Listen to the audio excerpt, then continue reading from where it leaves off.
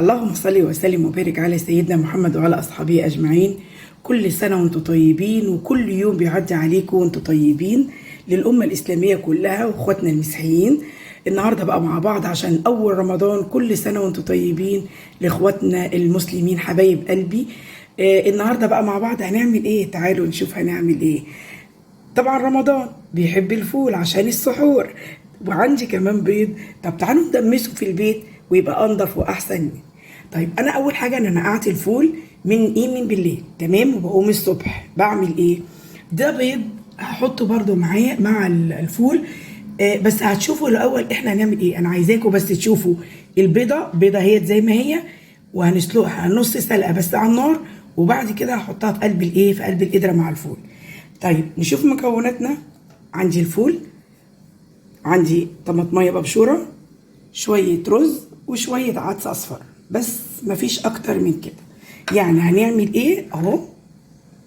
اول حاجه بحط الفول في قلب في قلب القدره بتاعتنا، تمام. ما فيهاش حاجه صعبه. النهارده هعمل معاكم السحور عشان نحضره مع بعض، بس هتشوفوا منظر الفول انتوا هتقولوا لا احنا مش هنشتريه من بره، احنا هنعمله في البيت. تمام. انا جبت نص كيلو فول وقسمته نصين اهو. طيب تعالوا بقى نعمل ايه.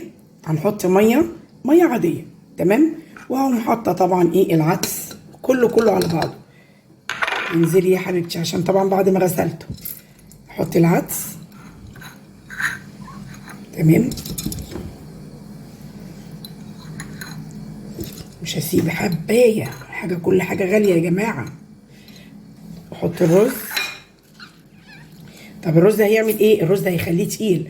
عندك فول مدشوش ممكن تنقعيه وتحطي الفول المدشوش معاه اهو. تعالوا نشوف بدل الرز. لو انت مش عايزه تبديلي الرز ممكن تحطي بس فول مدشوش والطماطم، وهحط الميه. وتعالوا نشوف. زي ما انتم شايفين انا سلقت كده بسلق البيض نص سلقه بس، وبعد كده نحط الفول. هنحطه على الفول. هنا الفول انا حطاه على النار عشان ياخد بس غلوه ونسقط فيه البيض، وبعد كده نغطي عليه. تعالوا بقى البيض اتسلق نص سلقه زي ما احنا ما قلنا، ننزله بالراحه زي ما انتم شايفين كده. بسم الله الرحمن الرحيم.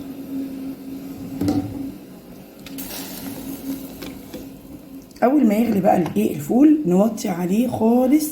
يا اما عندك السخان، لو عندك السخان اللي هو الكهرباء ده هتقدري تحطي عليه. ما عندكيش احنا هنمشي اللي ما عندكيش هنخلينا في البوتاجاز علشان برضو تقدري ان انت تعمليه ويبقى سهل. زي ما انتم شايفين كده الفول بقى بيغلي اهو. نوطي بقى عليه ونوطي خالص. شايفين بصوا النار عامله ازاي؟ هوطي اكتر من كده كمان اهو، يعني هتبقى عامله زي الشمعه. شايفين اتطفت ازاي اهو. اغطي بقى عليها كده. حلو قوي.